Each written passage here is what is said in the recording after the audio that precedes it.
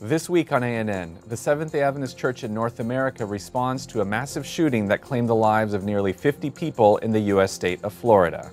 In honor of World Blood Donor Day, the World Health Organization encourages voluntary blood donations to help those in critical need. And later, see moving stories from refugees and humanitarians as the Seventh-day Adventist Church observes World Refugee Sabbath. These stories and more coming up.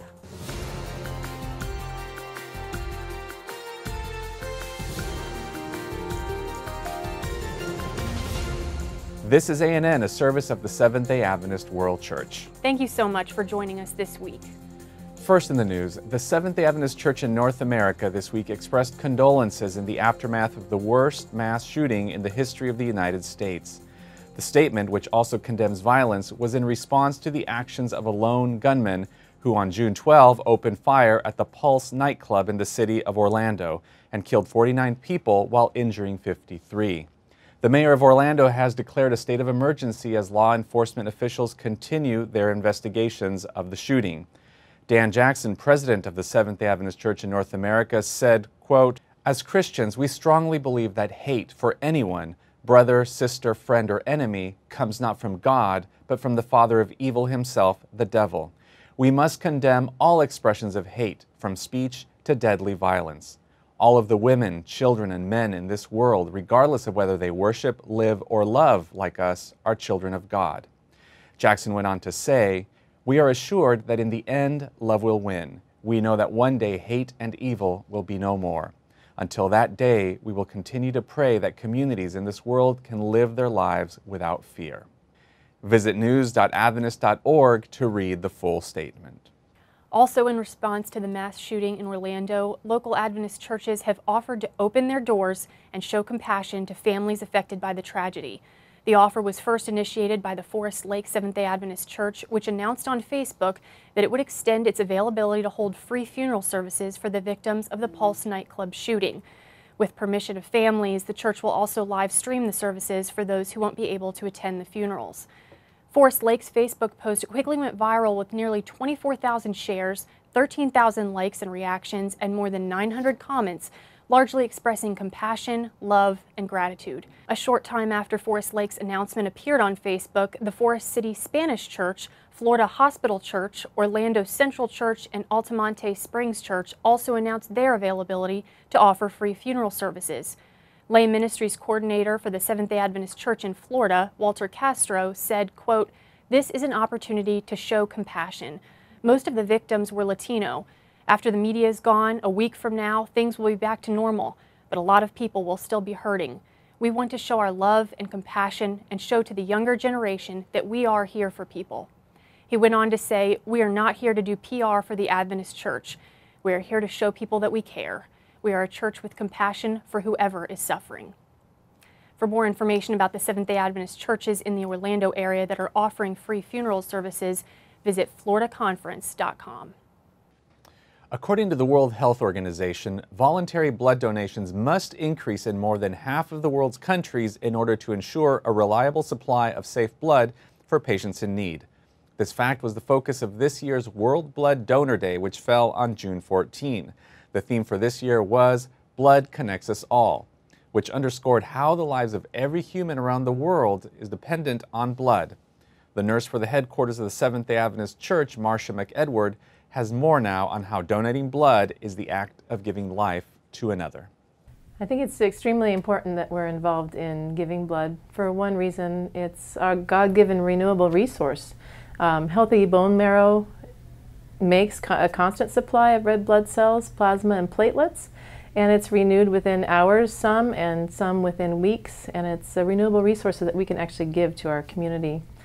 And also, second reason, I believe that it's because we have such a high community need. In the U.S. alone, approximately 36,000 units are used daily. And thirdly, I think a good reason that we should be giving blood is because Adventists are a good resource. With our health message and our desire to live a healthy life and take care of our bodies, we have a community resource in our veins. And the Adventist Church has been recognized worldwide for being involved in these campaigns.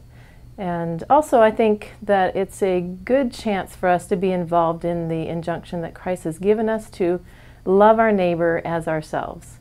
And this may be, in the case, drop by drop. Also related to giving blood, those who live in the city of Orlando, Florida, or its surrounding area and are able to donate are encouraged to visit oneblood.org to schedule an appointment to help those affected by the June 12 shooting. Free medical services provided in the oceanic nation of Palau were recently acknowledged and affirmed by the highest-ranking officials in the archipelago nation. When Palau's president, His Excellency Tommy Remengesau Jr., visited a health facility operated by the Taiwan Adventist Hospital, he expressed gratitude for the work of the volunteers who consistently give patients quality health care in a comfortable and relaxing environment. The president's visit served as a follow-up of a memorandum of understanding that was signed in November 2015 with the Palau Ministry of Health to establish an international partnership between Palau and Taiwan Adventist Hospital. Before the memorandum was signed, and with assistance from the Queen of Palau, who is a member of the Seventh-day Adventist Church, representatives from the hospital met with the King of Palau, also known as an Ibadul, and a governmental delegation, including Palau's president, to discuss the possibility of providing free clinic services and healthcare lectures. After the memorandum was signed, workers from Taiwan Adventist Hospital began delivering care which addresses Palau's high rate of non-communicable diseases and urgent medical needs while sharing the love of God. Since 1989, the hospital has provided international medical care services to patients from the United States, Canada, United Kingdom, Australia, Japan, Korea, India, and other countries around the world. Taiwan Adventist Hospital continually seeks to provide, quote, services without language barriers. Up next, see stories from a refugee camp in Greece from the perspectives of the occupants who are seeking a better life for their families and the humanitarians who are working to meet their urgent needs. Adventists have been shown to live 7 to 9 years longer when compared with other people in California. It's now been expanded into a much bigger study called Adventist Health Study 2, which is looking at what are the factors that make a difference in lifespan of Seventh-day Adventists. It's been publicized in Time Magazine 1966, National Geographic 2005, US News and Today 2009, where one of the comments that was made, if you want to live longer, live like a Seventh-day Adventist. So the evidence is clear, it's all in. Seventh-day Adventists have a definite health advantage. I'm Dr. Peter Landless. I'm a physician. I have the basic MD qualifications as well as a specialty in family medicine, a specialty in internal medicine, a specialty in cardiology and a subspecialty in nuclear cardiology. The latter two have included fellowships in the American College of Cardiology, the American Society of Nuclear Cardiology, and being board certified in nuclear cardiology here in the United States. I had the singular privilege of serving on the Physicians Board of Healthcare for President Nelson Mandela. I was second in charge of the Department of Cardiology at our university at that time. He's a man who just shares the joy of loving people and wanting to see reconciliation take place. It was a wonderful, wonderful experience. We sometimes try to spread a message of good news. We must be the message of good news. Well, how do we do that? We do that by meeting the needs of people, by caring for them unconditionally, by having no strings attached to our relationships with individuals. It's by feeding people when they are hungry. It's by giving them clothing when they are naked. And that tends to move people to say, well, why would you do that? Well, the reason that we would do that is because that's what Jesus did.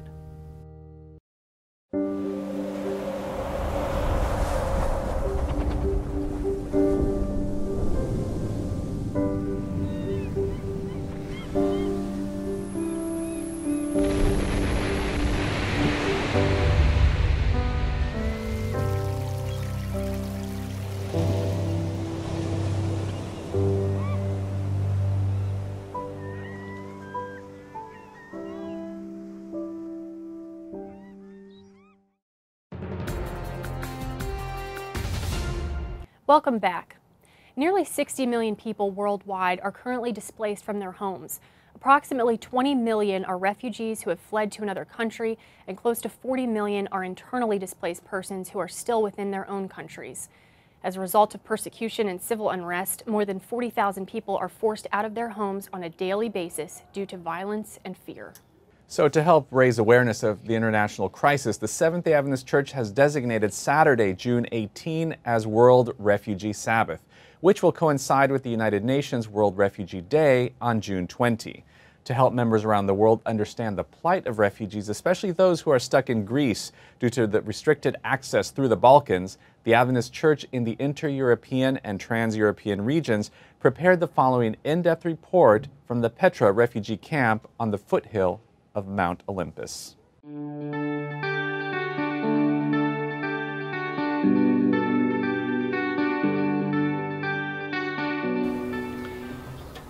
This is my first time in Greece. I've come here by choice. It's beautiful, the scenery is stunning, the sea is warm, the people are friendly. It's great. But when I've finished my time here, all I've got to do is pull out my passport, get on a plane, I can go wherever I want. Sadly, not the case for the people I've been visiting this week. People that have come here out of danger, away from death, and now they want to travel on to find a new home, a new life. Sadly, they're stuck.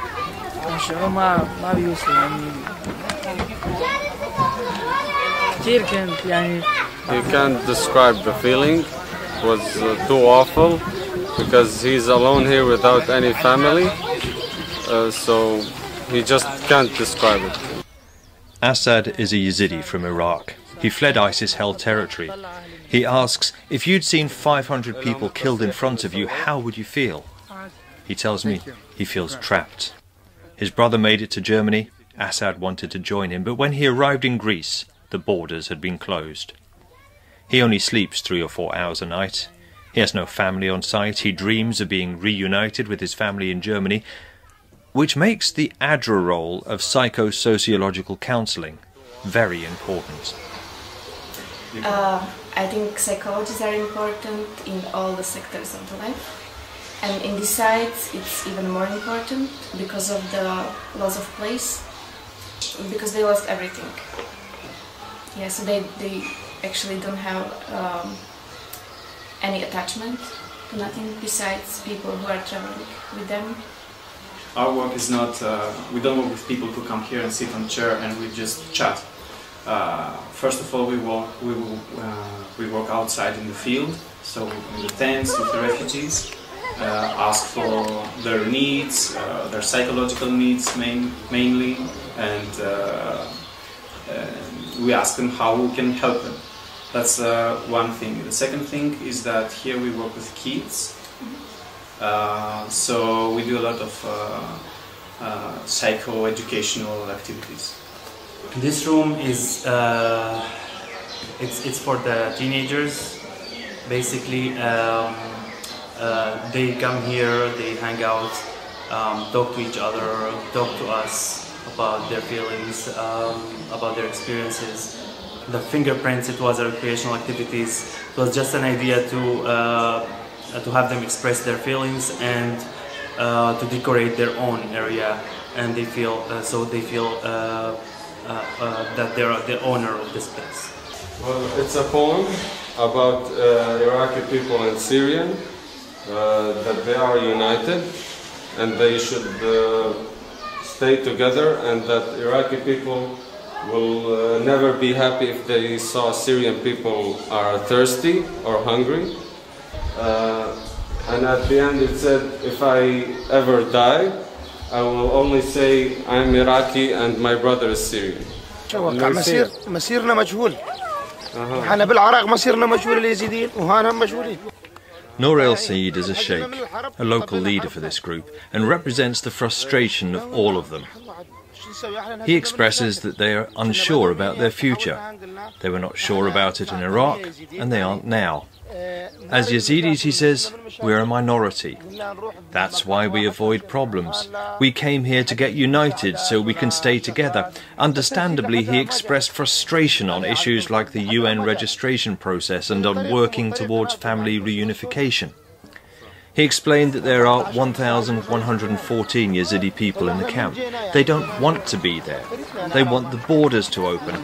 Meanwhile, they occupy themselves as best they can, including setting up small shops, cooking their own food to break from the monotony of camp food, and those with qualifications are helping in the clinic and with simple educational projects for the children.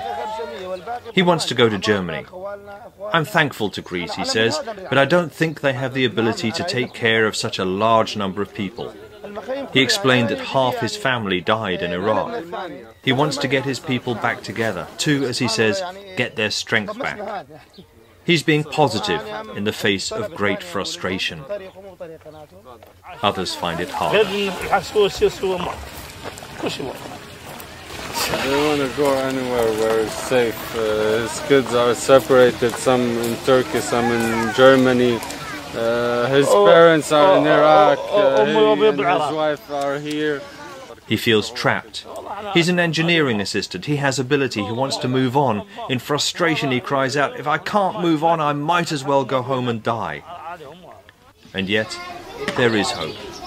Both in Petra camp, where ADRA has a presence, and in a smaller, more Afghanistani-focused camp further south in Onofita, where medical facilities and much more are run by an Adventist-led charity, Adventist Help, along with friends of many faiths and no faith at all from around the world. So everyone pitches in and helps, and that is the great thing. Sometimes I don't even know who they are, what their religious background is, but they all are here to help people in need, and it works beautifully. Everything that we do, we provide the means, and the residents here provide the work. Our goal is to give them a sense of dignity in their lives here, to allow them to participate in what we're doing for their own community. They all know that they're going to be here for at least a year, is what we tell them. We don't know how long. Some estimates are 36 months. But this gives them a school for their children. We'll have a space for the women and then another space for the younger children who are not school-aged, so that there can become a routine here, so that their lives can actually happen, so they're not sitting around all day in tents playing games or doing whatever. They can live instead of survive. Maria, a teacher, had a beautiful 3-story home in Kabul, but in fear of her life, left with her children and now lives in this tent. She told me how being involved in the decision-making and in the life of the camp has helped her. Very good. It was very nice because I can improve himself. Okay, yes. It's very nice. Very good. I can a good material from you. The same is true for Miriam, a 13-year-old whose family helped her escape what would have been a forced marriage to a 65-year-old. Highly intelligent, she's an asset on the site, volunteering tirelessly as a translator in the medical clinic. Staff, paid and volunteer, also make a significant difference. The needs of these people are completely different than the regular basis. They need medical assistance, but they also need people to be kind to them and talk to them and to realize all their lives and not only the medical issue that bores them. It's more complicated than just a medical case, regular. You have to understand the background to understand what's happening now. Because I would just put them in my place as as a refugee. Being a refugee once, I was once a refugee, and I know exactly what it is to leave your home, especially in the way most of the refugees left their homes.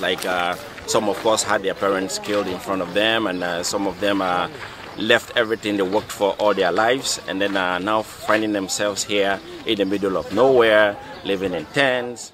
Look, there is a war, and they came, they are fleeing, they are refugees, like in a war, and we are working behind the lines. That's our work. Aber mich kennt er. Mich kennt er. Because he's 81 years old, and in this age it's very hard to change the place, to go away from home. And he's always so happy and kind to us, and he looks like from a different world, and we really love to help him. We have been already in a crisis, this economical crisis. And on top of that, we have this group of people coming, unexpected. And this found the church a little bit, to be honest, unprepared for this. And we are trying now to respond to these helpless people, to help them. Our country is the first country that has this problem with many refugees. We see the situation and we see how these people are living in our country with many difficulties, and that's why we are trying to help them and to make them feel better. Because these are my people and I feel obliged to help. Because I feel like I belong here and I make a difference. So I always thought of them as my friends in need, so I came to help them in any way possible. Actually, it's enough their eyes. We speak with the eyes because sometimes I don't understand them and they don't understand me. So, yeah, we speak with hands, eyes. I have that passion, this passion that I want to minister actually and to help people and also show the love of Jesus Christ through what we are doing. And here there is so much need. Children that at the moment don't have a future, that we hope will have a future, that we're praying will have a future, and that the volunteers and the workers from ADRA and the other NGOs are working so hard for. And Europe, the governments, the world needs some motivation to make a real difference for these people that are stuck in no man's land. Wow, what experience we lived here in Greece, encountering all these refugees that are here looking for some solutions. And he's not only here in Greece, the story is changing. Also there are people that is coming in other parts of Mediterranean, in Lampedusa, in Italy. These people need our help. Our drop can make the difference.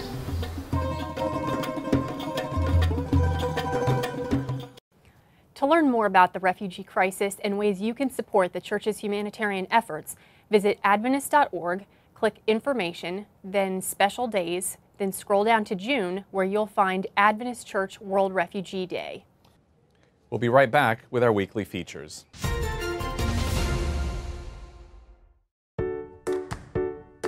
Grateful people take better care of themselves. Researchers Emmons and McCullough found that study participants who kept a weekly gratitude journal exercised 1.5 hours more than the group who recorded daily hassles. In another study with adults having congenital and adult-onset neuromuscular disorders, participants who jotted down their blessings nightly reported more hours of sleep each night, spending less time awake before falling asleep, and feeling more refreshed upon awakening. That's a fact. But there's hope. Each of us has a list of health habits that could use improvement. Hours of sleep, regular exercise, eating more fruits and vegetables, drinking more water, etc. This week, enhance your lifestyle change efforts by spending a few quiet moments each day counting your blessings. After all, positive behaviors are driven by a positive attitude.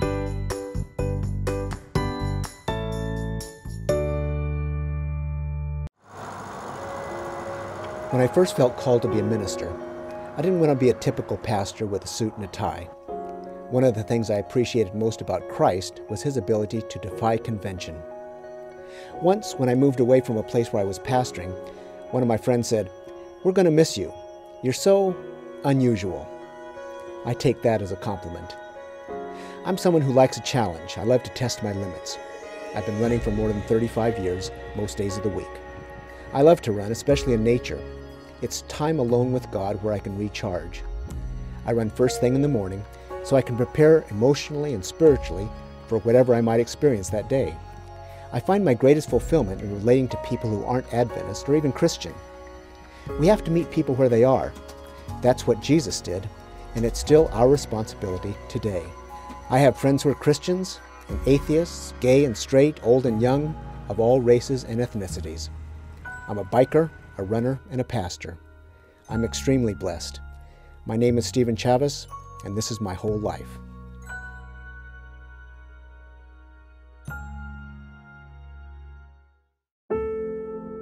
The smell in that room, my husband said, was so strong that he felt like he himself was going to suffocate if he stayed there any longer. And so he rushed over to the crib and felt Simon to see if he was still breathing. And he grabbed Simon and brought him out of the room. In the morning, we took him to the doctor, and the doctor said, yes, that was definitely a close call, but Simon is great. There's no problem with him whatsoever. And so no longer did I ever feel that those nightly prayers we had for Simon's protection were a routine. Yes, we did them on a routine basis, but they made a difference. My name is Marla, and my prayer was answered.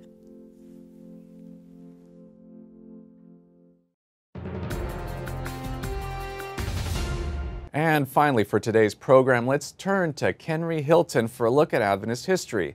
This week, we're going to learn about the humble beginnings of Washington Adventist Hospital, which is located in the Washington, D.C. metropolitan area. Welcome to This Week in Adventist History. On Thursday, June 13, 1907, the Washington Sanitarium and Hospital opened its doors in Tacoma Park, Maryland. It had 40 beds and a staff of only 12 and provided care in a tranquil setting. It was a gracious facility with spacious grounds, a variety of gardens, and was intended to be a home-like institution where special diet would be combined with instruction in healthful living in a friendly atmosphere. Interestingly, one of the hospital's first major investments was the purchase of a local dairy farm to obtain fresh milk for its patients. The hospital has been first in many ways. It was first to emphasize the importance of wellness and the dangers of smoking. It was the first in its region to offer a complete cardiac care center, which now performs more than 600 open heart surgeries each year. On January 1, 1973, the institution's name was changed from the Washington Sanitarium and Hospital to Washington Adventist Hospital. Also this week, on June 15, 1912, the first local Seventh-day Adventist church in Ecuador was organized in the capital city, Quito. This was a result of the work of minister and practical nurse William Wheeler, as well as John Osborne.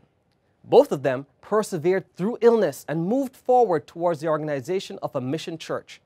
The church was comprised of only 8 members who were all the Sabbath keepers in Ecuador at the time. And that was This Week in Adventist History. Thanks for watching ANN. We hope you join us next week for more news from the headquarters of the Seventh-day Adventist Church. In the meantime, however, you can join the global conversation on Facebook, Twitter, and Instagram, and you can connect with other Adventists worldwide through more stories, photos, and videos. Just visit Facebook/Adventist News, Twitter @Adventist Church, and Instagram @Adventist Church. Our good news for this week comes from the book of Deuteronomy, chapter 31, verse 8. The passage says, "Do not be afraid or discouraged, for the Lord will personally go ahead of you. He will be with you. He will neither fail you nor abandon you." And that's our program for this week. And remember, you can always visit news.adventist.org for daily news and videos. Till next time, take care. God bless.